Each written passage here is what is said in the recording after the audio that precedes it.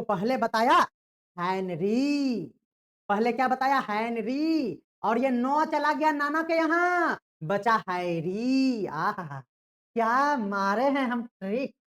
पहले हैनरी और 9 चला गया नाना पास। समझे ना? तो हो गया हमारा हैरी, इसीलिए पहले हैनरी और बाद में हैरी आया था। चौथे नंबर का कौन था, कमेंट करके बता दीजिए। तो चलिए अब हम लोगों का शुरू होता है बंगाल के गवर्नर के रूप में चौथा बंगाल का गवर्नर। आप सभी को ये बता चुके हैं कि 5 ही गवर्नर थे बंगाल का, उसमें चौथा नंबर पे था हैरी वेरेल्स। क्या देखेंगे, हैरी वेरेल्स। अब हम बता चुके हैं ये है हैरी, इससे पहले दूसरे नंबर पे था हैनरी, और 9 गया नाना के पास। ठीक है, तो हैरी बन गया। तो उम्मीद करते हैं कि याद हो गया होगा। बोलिए जल्दी से जितने भी लाइव जुड़ रहे हैं, कैसा लगा हमारा मजाक, मतलब क्लास, जल्दी से बोलिएगा। तो इनके बारे में भी हम लोग इसका पूरा खानदान जानेंगे कि ये क्या क्या काम किए। इससे पहले बंगाल के गवर्नर के रूप में हमने रॉबर्ट क्लाइव पढ़ लिया, हेनरी वेंसिटाट पढ़ लिया, फिर रॉबर्ट क्लाइव का दूसरा कार्यकाल भी जान गया। अब हम लोग चौथे नंबर हैरी वेरेल्स के बारे में जानेंगे, और फिर और एक तो है उसको भी आज देख ही लेंगे तो कैसा रहेगा। लेकिन आप हमारे साथ इसी तरह उत्साह होकर कमेंट करते रहिएगा, कमेंट नहीं आएगा तो मजा कैसे आएगा। तो चलिए चौथा नंबर हम लोग प्रारंभ करते हैं। देखिए हैरी वेरेल्स, वेरलस्ट, क्या पढ़ेंगे इसको, हैरली वेरलस्ट। ठीक है, चलिए 23 सितंबर। अब देखिए यहाँ पर डेट हम इसीलिए लिख दे रहे हैं ना, ये डेट है कि कौन जाने कौन सा क्वेश्चन पूछ बैठे, इसीलिए आपको 23 सितंबर 1667 से, क्योंकि आपको हम पहले बता चुके हैं 67 तक, इससे पहले रॉबर्ट क्लाइव थे। तो 67 से लेकर 23 सितंबर 1769 तक, देखिए सितंबर सितंबर ही है, यानी इसका भी शासनकाल 2 वर्ष का ही था। ये भी क्वेश्चन पूछता है कि इसका शासनकाल कितने वर्षों का था, ये पूछा जाता है। इसमें सबसे बड़ी इसका ये खासियत है ना, अगर एक वर्ड में इस टॉपिक से क्या क्वेश्चन पूछा जाएगा तो उसका क्वेश्चन बस यही पूछा जाता है। देखिए भ्रष्टाचार और कुप्रशासन का इस पर भयंकर तरीके से आरोप लगता है। कहीं कहीं जब आप डीप लेवल पर पढ़ेंगे, यूपीएससी का कंटेंट देखेंगे, तो आपको समझ में आएगा कि ये आरोप था, साबित नहीं हो पाया था कि ये भ्रष्ट नेता ही थे। इसलिए बिल्कुल आपको ध्यान में रखें। ठीक है, तो उम्मीद करते हैं कि आप इसे समझ चुके होंगे।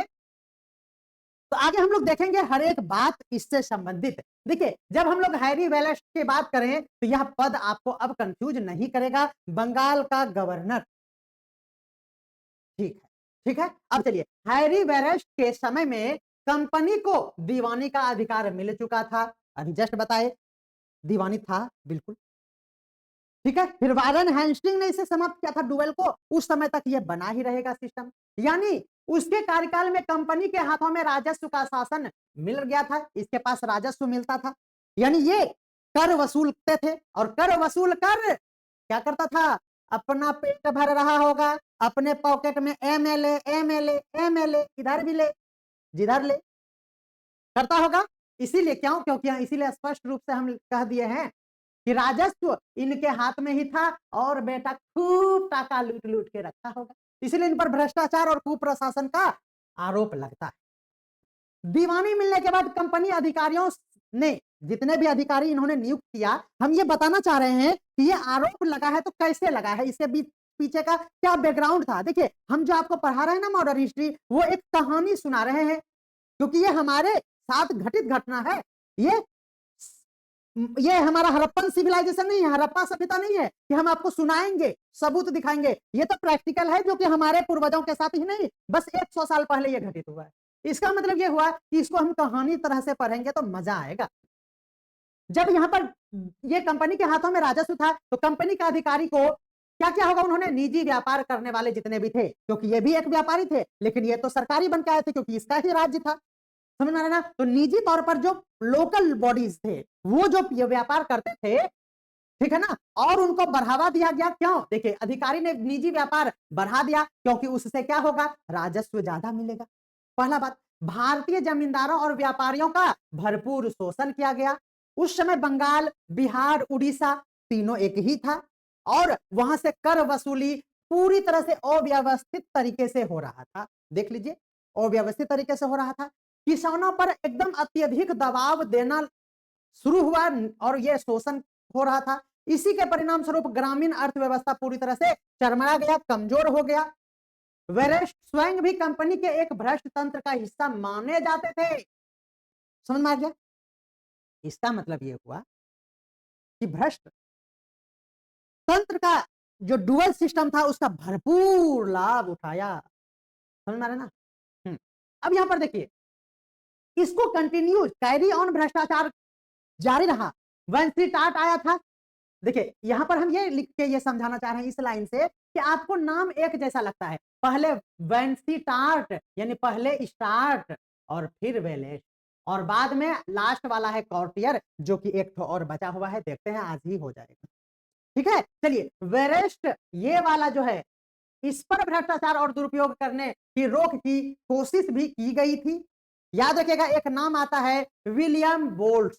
क्या नाम है बोलिए? विलियम बोल्ट्स के नाम के पूर्व कंपनी की कर्मचारी ने 1772 ईस्वी में कंपनी के शासन की एक बहुत बड़े स्तर पर आलोचना की, जिससे वेलेस्ट जो आप देख रहे हैं ये भ्रष्टाचार और कंपनी के शासन को करप्ट इन्होंने ही बताया था। कब? तो 1772 ईस्वी में इस पर आरोप साबित करने का प्रयास विलियम बोल्ट ने किया था। ये बातें नोट कर लीजिए। वह करप्शन को रोकने में लेकिन सफल नहीं हुए थे। ये विलियम बोल्ट ने इस करप्शन को रोकने का भरपूर प्रयास किया, साबित भी करने का प्रयास किया, लेकिन सफल नहीं हुआ। इसका मतलब यह हुआ कि करप्ट थे, ये साबित नहीं हुआ, सिर्फ और सिर्फ माना जाता है। हम इतना भाषण तो दे रहे हैं, लेकिन आपको बस इतना सा ध्यान रखना है कि आपसे क्वेश्चन पूछा जाता है बंगाल के किस गवर्नर पर, क्या बंगाल के किस गवर्नर पर, गवर्नर जनरल नहीं, ध्यान में रखिएगा, ठीक है ना, बंगाल में कोई गवर्नर जनरल था ही नहीं।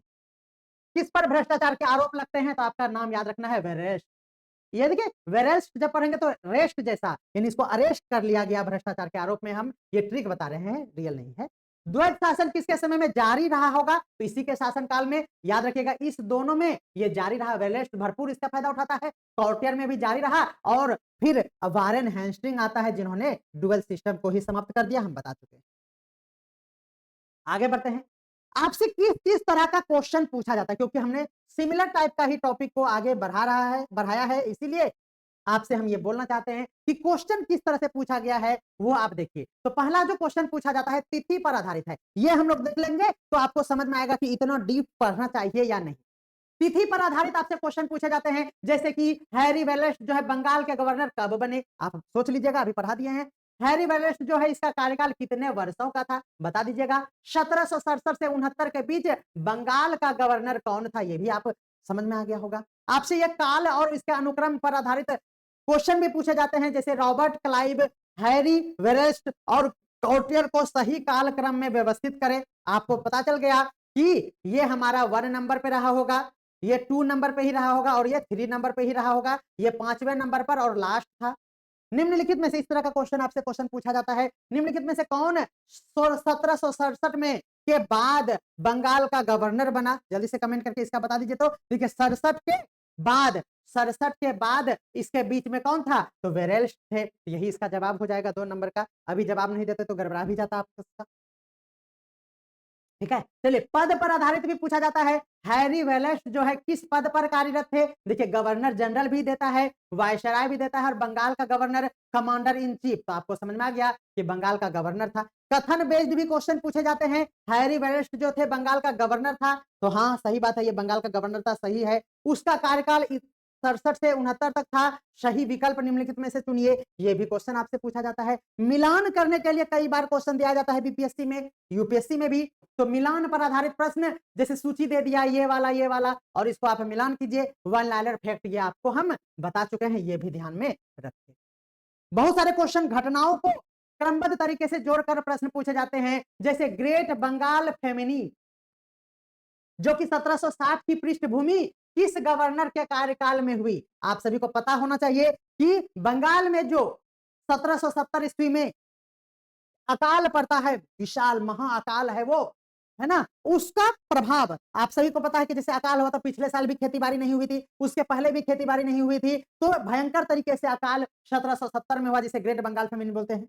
इसका मतलब इसकी शुरुआत यानी आधारशिला बोले तो पृष्ठभूमि किसके शासनकाल में हुआ? यहां पर भी आपका आंसर हैरी वेलेस्ट ही होता है। ये क्वेश्चन एकदम डीप लेवल का, ठीक है। अकाल की शुरुआत 1769 में हुई थी, जब वेलेस्ट ही गवर्नर था और ये अंतिम चरम सीमा पर 70 में पहुंचा था। आपसे ये भी क्वेश्चन पूछा जाता है कि हैरी वेलेस्ट के कार्यकाल में बंगाल में भीषण आर्थिक संकट था। बोलिए ये सही है या नहीं? उन्होंने करों को तत्काल राहत दिया था, निचोड़ कर निकाल लिया था, भ्रष्टाचार का आरोप लगा था। इसीलिए केवल सही एक है, करों में राहत उन्होंने नहीं दिया था। आलोचना पर आधारित भी प्रश्न पूछे जाते हैं। हैरी वेलेस्ट यहां देखिए, अकाल की चेतावनी के बावजूद उन्होंने प्रभावी कदम नहीं उठाया था।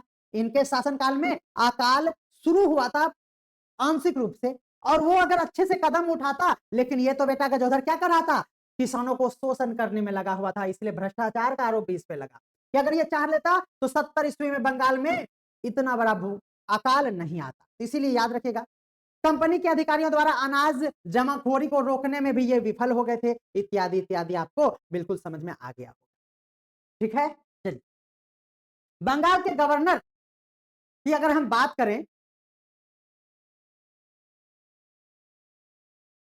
तो यहां पर देखिए, आप अगर 67 से 69 तक की बात करेंगे तो फोर्ट विलियम, देखिए कुछ जानकारी एक्स्ट्रा हम लेकर आए हैं आप सभी के लिए, ताकि उससे रिलेटेड कुछ, जैसे अकाल की चर्चा किए तो हम अकाल पर थोड़ा सा प्रकाश डाल लेते हैं। आपके मन में जो जिज्ञासा थी उसे समझते हुए हम कंटेंट बनाते हैं। देखिए याद रखिएगा, बंगाल का गवर्नर उस समय, पहले ध्यान रखिए, फोर्ट विलियम बंगाल के गवर्नर कब? देख लीजिए 1767 से 69। बंगाल रॉबर्ट क्लाइव के तत्काल उत्तराधिकारी के रूप में 1967 से 70 में बंगाल में, 70 में क्या हो गया? बंगाल में अकाल की पृष्ठभूमि पहले ही हो गया।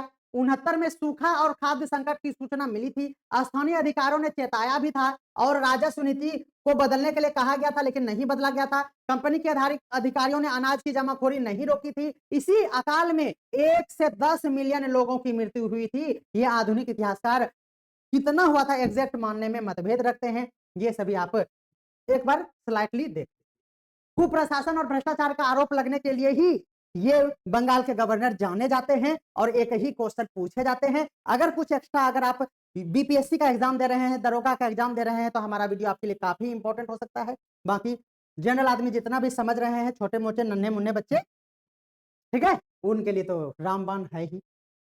तो कर वसूली इत्यादि इत्यादि आपको बहुत ही अच्छे से हम समझा दिए। ठीक है, अब देखिए हैरी वेलेस्ट नाम बंगाल का गवर्नर था, बिल्कुल सही बात है। कार्यकाल याद रखिएगा। अब ये क्वेश्चन 2 पूछा जाता है, इस हैरी वेलेस्ट के पहले यानी पूर्ववर्ती रॉबर्ट क्लाइव और उत्तरवर्ती यानी बाद में आए थे जॉन कॉटियर। तो ये क्रमबद्ध तरीके से भी अरेंज करके आपको क्वेश्चन पूछा जा सकता है।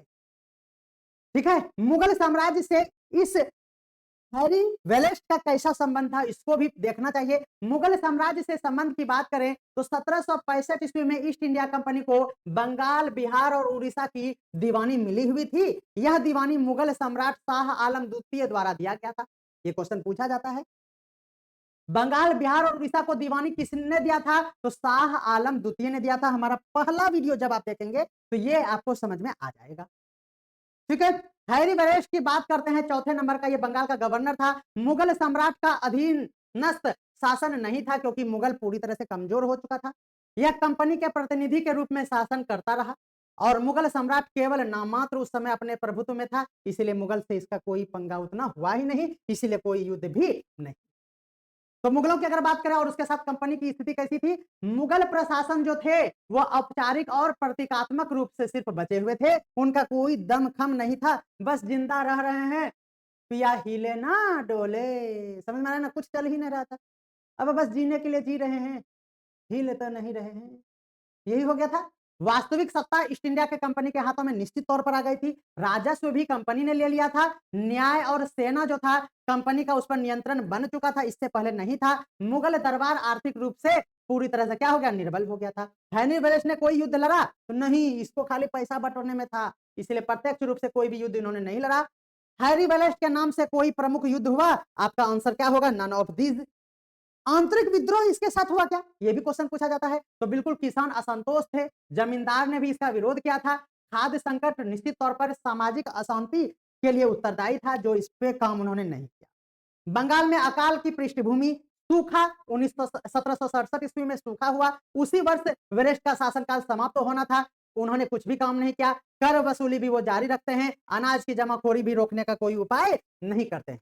वरिष्ठ का इतिहास में क्यों याद करेंगे बताइए तो चूंकि वो बंगाल के गवर्नर थे। कितने नंबर का गवर्नर था? तो चौथे नंबर का गवर्नर था। बिल्कुल आपको ये ईयर भी याद रखिएगा। मुगल दीवानी व्यवस्था के अंतर्गत शासन तो कर रहा था। 70 में जो अकाल हुआ इसकी पृष्ठभूमि यही इसी का शासनकाल में हुआ। कुप्रशासन और भ्रष्टाचार का आरोप भी लगा। कंपनी शासन कमजोर हो चुका था। नहीं, कंपनी शासन की कमजोर प्रशासनिक संरचना का एक उदाहरण इन्होंने दिया, लचीला पड़ गया था। हैरी वेस्ट कौन थे? तो याद रखिएगा, अंग्रेज ईस्ट इंडिया कंपनी का एक अफसर पहले हुआ करते थे, बाद में वो बंगाल के गवर्नर बना दिए गए। इति श्री रेवा खंडे मॉडर्न हिस्ट्री का चौथा अध्याय समाप्त हुआ। कोई बजाओ, कुछ भी बजा लो, थाली बजाओ, किसी को एक थप्पड़ मार के आओ। तो डीप चला गया ये टॉपिक थोड़ा सा, क्योंकि ये कुछ भी नहीं था, एक वर्ड का था, भ्रष्टाचारी। पुरुष थे ये, पुरुष ही नहीं, समझ ना, वही थे। कैसा लगा मेरा क्लास? बताओ बताओ, जल्दी से बताओ, तब फिर और आगे बढ़ेंगे हम। और 5वां नंबर प्यार। तो 5वें नंबर पर हम लोग आ चुके हैं और 10 मिनट में क्लास खत्म हो जाएगा। तो क्या कहें, एक और उधर से हम भी टहल के आते हैं। ठीक।